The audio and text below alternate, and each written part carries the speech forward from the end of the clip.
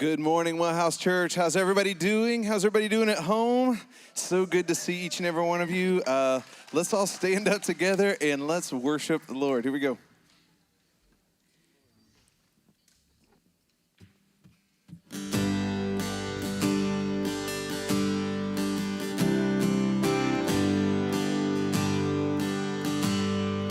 I searched the world, but it couldn't fill me. A man's empty praise and treasures that fade are never enough. Then you came along and put me back together.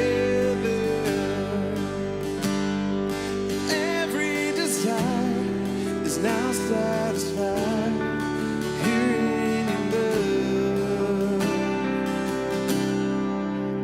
Oh, there's nothing better than you. There's nothing better than you.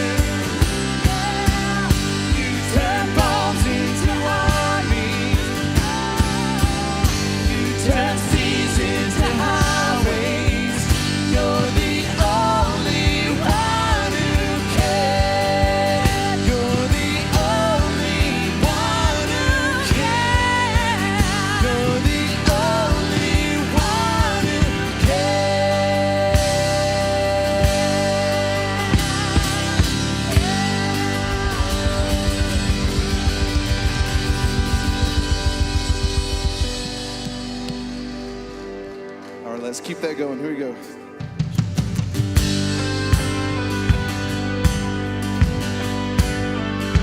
Let's think about Jesus this morning, how he has changed our hearts, changed our life. He's given us a new heart. That grace pouring down on us.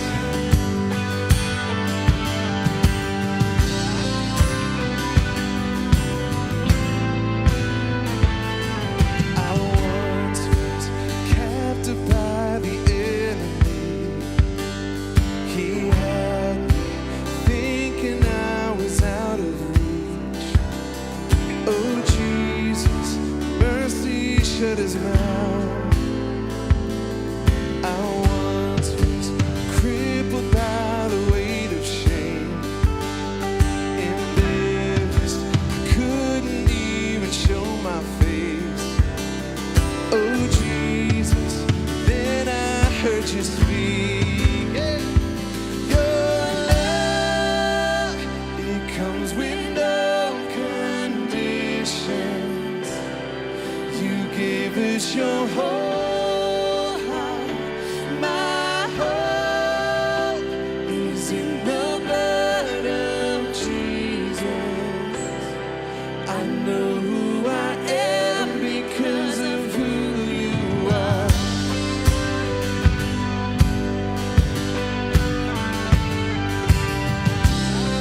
That's our story.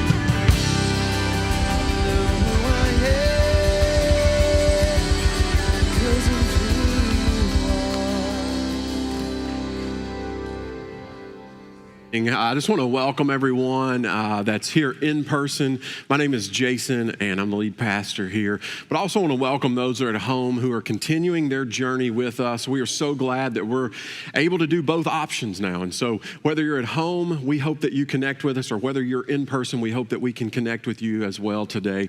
I do want to tell you a couple of things that are going to be a little different for at least the next few weeks, and we'll kind of see how things go. But if you have kids, we wanted to make sure that when we did kind of the Reopen 2.0, that we were able to serve families with kids. And so what we are going to do for the next few weeks, and we'll kind of evaluate and add to as we go, part of it is we want to make sure that we ensure that we have enough staff, and then also space and safety and all those sorts of things. So we're getting ready to launch into a time called communion. And so it is a perfect time for, if you have kids that are ages 3 to 5, in that age bracket, if you'll go back to Respond, and you can drop your kid off there, and there's going to be something special for them, again, ages 3 to 5. And so what we hope in the next few weeks is that we can continue to add those ages so that we can eventually return back to our normal wellhouse kids. Also, if you're at home, we want you to know that you can also connect with your kids. And so there'll be a QR code that you can find. There's also a newsletter that's especially for families that you can subscribe to, that's going to give into your inbox all sorts of resources. And so we want to encourage you at home to even check those out and continue that journey of faith raising with your children. And if you're not ready for that, or your kids don't fit in that age bracket, if you'll go to the back to the Wellhouse Kids banner, there'll be some resources that you can actually bring back to your seat. And so all of those things are meant to connect your kids and to help you as parents or guardians connect to your kids in this beautiful story of faith. And so one of the things that we do weekly when we get together, and if you're at home, we want to encourage you to do this as well with us. We take what's called communion, and it doesn't seem like a lot. It's just a little cup of juice with this little wafer that's on top. But can I just tell you that what is in this is really everything. It's everything. You know, we just sang about a love that is unconditional. We sang about a love that is just over the top, but that love came at a price, and that price was Jesus. And so one of the things that God said, he said, how can I give you my whole heart? Well, I'm not going to withhold anything from you. I'm not even going to withhold my son. And so through the cross and through that, we find redemption, we find salvation, we find community, we find so much that we get to experience in this place when we gather around the celebration of communion. And so during this next song, I just want to encourage you to maybe huddle up with someone that came with you, and a friend or a family that may be sitting right beside of you, and just spend a moment in prayer and taking this together. If you didn't get one coming on the way in, you can grab that in the back on a table as well. But I want to pray for this moment of communion. And I got to tell you, just a prequel, I guess, to the lesson today. There is nothing that we're going to do today that's going to represent our lesson more than this moment. And so I want to encourage you and invite you into this moment together. Father, we're grateful for the enormous power and significance found in this little cup. God, it doesn't seem like a lot. It fits in our hands, and we peel it, and we eat, and we sip what's in it, and we're going to throw that cup away, and it doesn't seem like a lot. But when we understand the power and the meaning behind it, God, it's everything. And so, Father, in this moment, as we partake of something together in community, will you help us to realize that it's through Jesus that we find community? It's through Jesus that we're accepted into community, even with all of our baggage and all of our mistakes and all of our ugliness and scars. So God, thank you for loving us enough to not withhold anything. God, thank you. Thank you. Thank you for Jesus. And we celebrate that together with this communion today. Amen.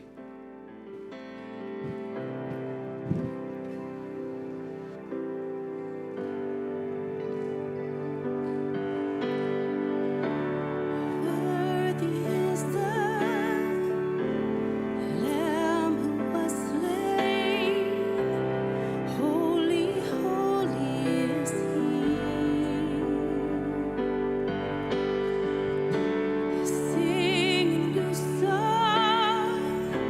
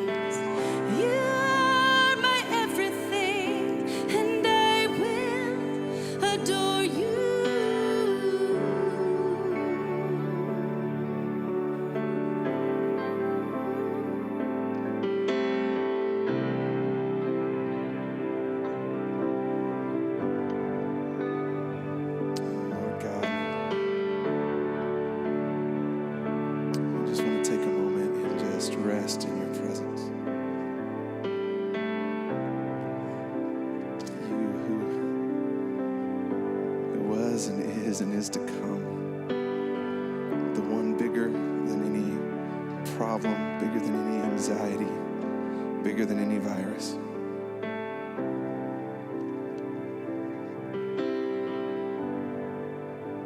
God, we just put our trust in you. God, in this moment, may we turn over those things that fill our mind. That fill our mind with fear. That fill our mind with hate. That fill our mind with anger. That fill our mind with anxiety. And God, in turn, fill us with your peace. Fill us with your grace. Fill us with your love. God, we love you. Change us.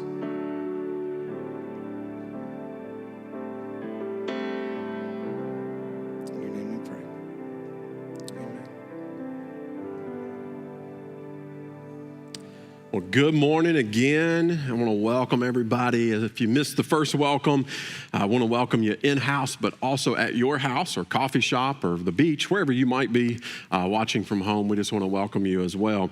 We've been in a series called Limitless, and we're going to continue that for the next couple of weeks at least. We'll kind of see where this thing goes. I've got something in my mind, and we'll just kind of play it by ear. Let me ask you, growing up, and for some of you, it's not even growing up, you're going to identify immediately with this right now in the moment that we're living in. But did anybody growing up remember your first number one enemy? That person that, you just knew, it was kind of a new feeling, like you'd never felt like lasting anger. You'd gotten mad because somebody might have taken something or a toy, or you didn't want to go out to eat with mom and dad and sit in the booth upright and all that kind of stuff. But this was the moment where you go, why does this feeling kind of linger? And you figure out that, what I really don't like is I don't like not just the moment, I don't like this person. And they become kind of your number one enemy. I had one. I had a number one enemy. His name was Brent. And on paper, not Brent like our drummer, Brent, okay? Like, we're good. Brent and I are good. But his name was Brent, and on paper, we should have been best friends. We liked a lot of the same things. We lived in the same neighborhood. We went to the same school. We were in the same class. We went to the same church, and everything that was around us was very, very similar. And we tried a few times, and we just couldn't get there. And here's what happened that caused us to be number one enemies. I'm fine with him having the same shoes that I had. I was good with that. I was fine with him having the same starter jacket that I had. And for some of you, you're like, what is a starter jacket? For some of you, you're like, oh yeah, I remember starter jackets. I was fine with all of those things. What I was not fine with was him liking the same girl. See, this happened about fifth grade. And if you've been in if you can remember fifth grade, which we all try to block fifth grade out. Not only am I dealing with this first time lingering anger with someone that's causing him to be an enemy, I'm also dealing with moving in this stage where I've gone from cooties to cuddle, where I kind of, I don't think girls have cooties. I'd like to kind of cuddle at lunch, like that kind of stuff. And you don't know what to do with it, right? You're like, what do I do with this? And so I remember about fifth grade, my first crush. And it was one of those deals where you would play kickball, but you'd also make sure you knew where she was at on the playground as well, because you wanted to make sure you looked good. And in class, all the things, right? And then I remember one day at lunch, Brent came in and he was holding hands with my girl. She didn't know she was my girl. I'd never told her. I was too shy and didn't want to, enter into that realm. I didn't know what to do with that realm. And I remember that moment that already was annoying, but now all of a sudden it had turned to immense anger and frustration. So I got home, and my dad, being a minister all of his life, or all my life, he has the moment, where he tells me what I need to do, and he could see that I was visibly upset. He's like, Jason, what's wrong? I was like, it's Brent. He goes, again? Because we'd already dealt with a few things along the way at church and whatnot. And I said, no, Dad, it's different this time. I'm so angry at him. And he said, well, okay, tell me more. And again, you already don't know what to do with these feelings. Now I'm about to expose that I like a girl to my dad. I said, well, and I explained to him, I guess he's Becky's boyfriend. And, I liked her. And, and it was that moment. And he could see, I was starting to tear up, but he could see that there was anger behind those tears. And I remember my dad saying, Jason, this is an opportunity for you to learn to forgive.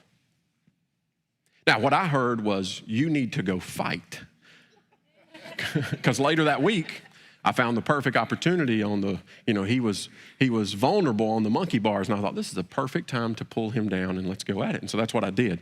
And then I remember, the teacher calling my dad, and I remember my dad sitting down and saying, Jason, I thought we talked about this. Fighting starts with an F, but so does forgiving. Like, did you hear the wrong F word? Which was the only time my dad ever used the F word. And I remember going, but Dad, I hate him. He's so annoying. And that's what my dad looked at me. He said, then guess what, Jason? This is an opportunity for you to not be you, but to be Jesus. And I went, I can't really argue with Jesus. Can I tell you that Brent and I made up? It was kind of an interesting thing about, 5 or 6 years ago. We were I was at First Tennessee Park watching the Sounds play, and I thought, that looks a lot like Brent. And so I went up and I said, hey, are you Brent? I hadn't seen him in years. And he's like, yeah. And I was like, well, hey, I just want to let you know, man, sorry about pulling you off the monkey bars. So we just had this moment. So there's your sensitive moment for the men. Ephesians chapter 4. It'll all make sense in a minute. Ephesians chapter 4, Paul writes to this little church that's kind of a startup church. And, they're dealing with lots of things as well. And here's what he says. He says, get rid of all bitterness, rage, and anger, brawling, slander. Along with, in case he missed something, he said, every form of malice. Be kind and compassionate to one another, forgiving each other, just as in Christ God forgave you. So we've been talking through this concept of grace over the last few weeks. And today, what we're going to do, and I had a moment this week where I had to look at Lori and said, hey, we got to deal with some stuff because this one kind of smacked me a little bit. I don't just preach to you. I preach to myself as I'm prepping all this all week. And we bump up against grace's number one enemy.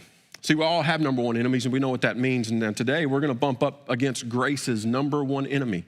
And that enemy is the inability, or should I say, it's not even an ability, the lack of desire to be forgiving.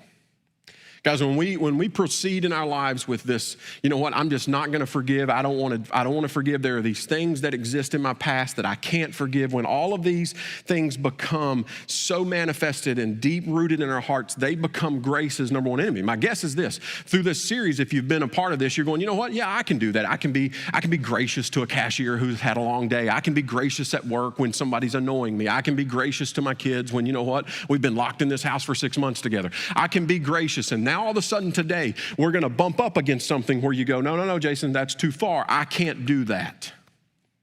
Because here's what I know about it. If we don't begin to work on some areas of our life, attacking the number one enemy, that's this inability to forgive, or to this point, the inability to forgive, here's what's going to happen. It is absolutely going to wreak havoc on you if it isn't already.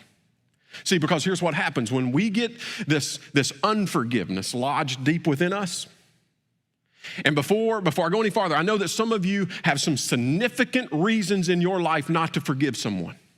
And we're going to deal with those. But I'm telling you, when this gets hold of us, it will work against us, it will work through us, and it will begin to affect other things. It will outflow not toward the person that you haven't dealt with. It's going to begin to outflow into some other areas. It will own us. It will consume you. It will destroy you. And it will enslave you. And I know that some of you right now, you're already beginning to feel it creep back in. I didn't know I was coming back to church to hear this morning, because you're already beginning to see the walls of the sail that it has built around you. And I don't know what it is. Maybe for you, you carry this, well, I can't, Jason. I can't forgive. Maybe for you, it's just a flat out, I don't want to forgive.